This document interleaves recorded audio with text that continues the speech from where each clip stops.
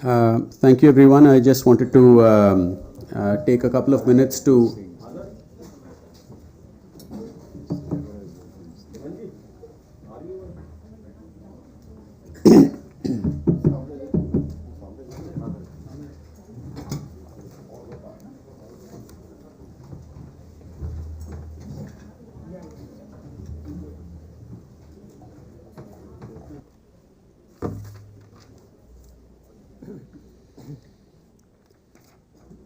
Thank you, everyone. I just wanted to take a few minutes to share some initial thoughts about the Union Budget for 2023-24, which was presented by the Honorable Finance Minister.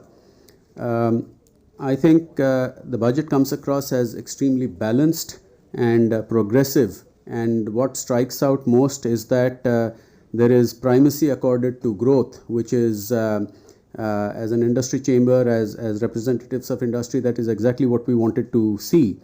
And clearly a focus on the agricultural sector with significant outlays, a focus on urbanization and on digitalization is a continuation of what this government has done over the last 7 or 8 years. But coming back to the growth orientation of the budget, what is absolutely significant and delighted to what we are delighted to see is a substantial 33% hike in the capex outlay at 10 lakh crores, which is the highest ever, amounting to about 3.3% of GDP. And in fact, when you take into consideration the grant and aid to states, etc., then that number further goes up to 13.7 lakhs, which is 4.5% of GDP, and that certainly is a substantial number, which we welcome and which is a continuation of the heavy lifting that the government has done during the pandemic and its immediate aftermath. And we are, of course, now beginning to see green shoots of recovery in as much as private sector capex is concerned. But we do feel that bolstered by these numbers, this will be a year of transition from being substantially government-led capex to the private sector also coming in to play a noticeable role. One other point about the growth orientation is the fact that it is inclusive. So with an outlay to the credit guarantee scheme of 9,000 crores, that will enable a further 2 lakh crores of credit for MSMEs, and the interest rate is proposed to be brought down by 1%, and that is again noticeable in terms of the impact that there will be there for MSMEs. Moreover, the issues are relating to payment to MSMEs. Now that we are moving to a cash basis from an accrual basis in terms of accounting, I think that should, to a large extent, make sure that MSMEs are not affected in terms of payments which are held up. One other point is clearly a couple of other points I'd like to make. One is the focus on ease of doing business, which of course has been a hallmark of this government, with close to 39,000 compliance touch points being minimized, more than 3,400 regulations being taken off the books. But the specific EODB measures in this budget, which is through unified filing option, I think that is significant, as is the common business identifier now being the PAN, and which will have legislative backing, and so that is, I think, something which will have a significant impact. What I wanted to end my remarks is the fact that this is a budget which is credible, which again is a trend that it carries through from earlier budgets presented by the Honorable Finance Minister. The fact that the government has met the fiscal deficit target of 6.4% for FY23 and is and is committed to 5.9% for FY24, and a reiteration to go down to 4.5%, less than 4.5% by FY26, I think lends credibility to this budget. And it is exactly what we had asked for, which is that there must be a glide path for fiscal consolidation, but it is something that has to be done keeping in mind the importance of prioritizing growth first and foremost in our economy. And equally in terms of 11.8 lakh crores of government borrowing from markets, I think is a very manageable figure which will not stress the banking system or crowd out private sector borrowers. I think that's important to keep in mind. And the final point I wanted to end with was in terms of what can be considered a stimulus measure to consumption, which is the rejigging of the tax rates. While we will need to see the details to get an exact idea, but our assumption is that first of all, there was a clear announcement about the rebate being up to a level of 7 lakhs under the new income tax regime, and at some level we presume that the reduction in the surcharge rate from 37% to 25% is perhaps also linked to the new tax regime, but we will wait for the details. But if you look at a figure of about 35,000 crores net being what the government is foregoing in terms of direct taxes, I think that's a very, very noticeable boost to consumption in the country, and that is something that we welcome. So overall, just to reiterate that it's a balanced, progressive budget and one which gives primacy to growth and primacy to inclusive growth, and as well as focusing on areas of sustainability through significant outlays for energy transition, for storage, etc., for fixed storage, etc. So it's something that I think we're very, very happy with what has been presented today. Having said that, I think governance is year round, and while this budget budget day is perhaps the most important day in the fiscal calendar, but certainly I think we can look forward to a nimble-footed government doing what it takes to keep India growing as one of the world's fastest large economies.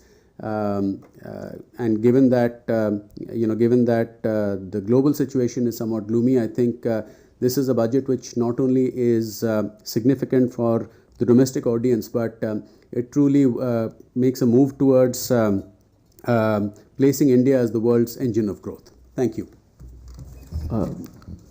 Hi, good afternoon. So this is Sumit from Vion on this side. I would like to ask you that since India is projected to be the fastest growing economy in the world as shown by the economic survey, do you think this is going to propel India further in the direction all those announcements which have been made today? Absolutely. I think that's the point we were making, that this is a budget which is balanced, which is progressive, and which gives primacy to growth, which is also inclusive, as I pointed out with some of the budget provisions. And this is significant not just from a Indian perspective, but given the global situation, as I was just mentioning, I think this positions India to continue on its path towards being a $5 trillion economy and going on to become the third largest economy before the end of the decade. So yes, this is something significant not just for us, but I think for the world at large.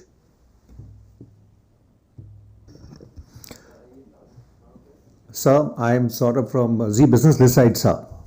So this side, on your right. Yeah. Sure. So as India is the fifth largest economy and moving on the path of $5 trillion what are your views on capital expenditure, the thrust on capital expenditure, which has gone up by almost 33%?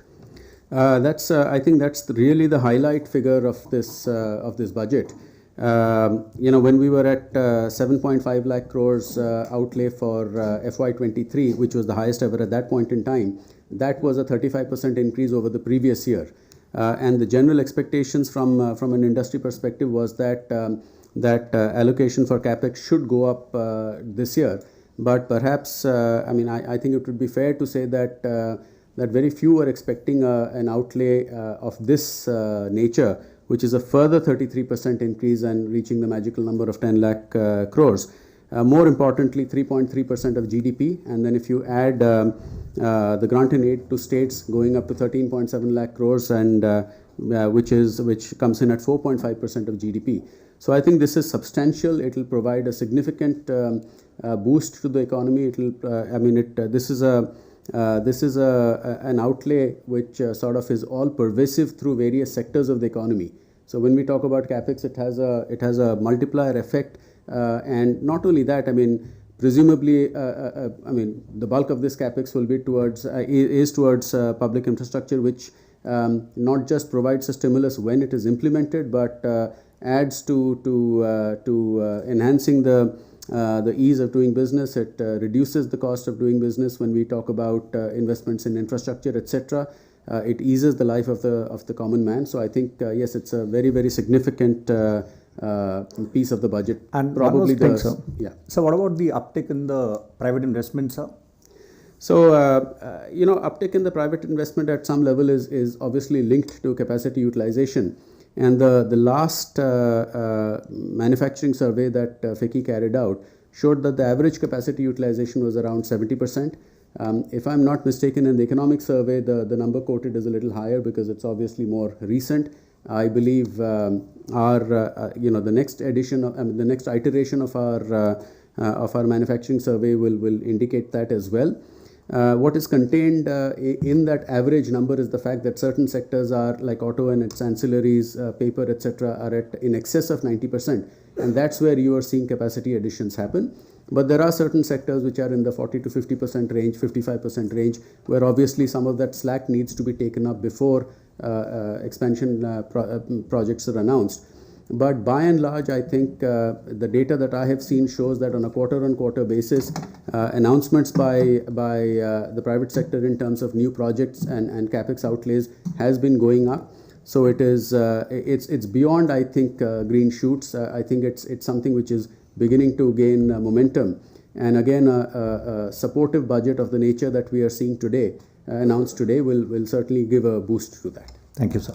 My question to Mr. Mehta this side, Sumit from Beyond once again.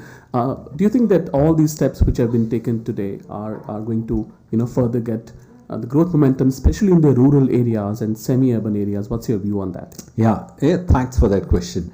When we look at the budget, we should not look at it in isolation. We should look at the momentum in the economy from where we are coming. Today, if you look at your macro indicators, we are looking at that slowly but steadily. Even the wholesale price inflation is slowly converging, going down towards the consumer inflation. That's a good sign. Our forex reserves are very robust. And if you look at the deficit that the government had indicated in the last budget, in reality, the deficit is going to be in that vicinity. And the deficit has not been controlled by cutting back on capital expenditure. That's again a good sign, because what the economy needs is more of capital expenditure and less of revenue expenditure. So those are good fundamentals, and the budget builds on that. Capital expenditure has a multiplier effect. Honestly, I wasn't expecting a 33% increase. And if you look at it in the last 8 years, the government has increased the capex by 4 folds, which is massive. And very clear indication is that we are at a stage where government capex will crowd in private investments. The private capacity utilization, as Subrakant has said, is going up. Our survey indicates that nearly about 20% or slightly more than that are reaching their capacity utilization. So the private capex will also come in very clearly. And the fundamental steps that the government is focusing on, whether it is skilling, whether it is going up the value chain on innovation, whether it is AI hubs, or whether it is bringing in private sector to use ICMR labs, or digitization, giving the benefit to the agri sector, which we have really not utilized at scale today. That will augur also well for the farmers. We will be able to tell them what crops to sow, where the issue of water is. All those are going to help immensely. So there is no one magic bullet, but if you piece everything together, it's a confident budget. It's a budget which is focusing on growth with the primacy of growth. And I think it will augur well for the country and for the people of the country. And nothing much for the defense sector. And what's your view on the healthcare Defense, sector? one has to see the total budget outlay vis-a-vis last year. I would believe it would have gone up, but one needs to look at those numbers.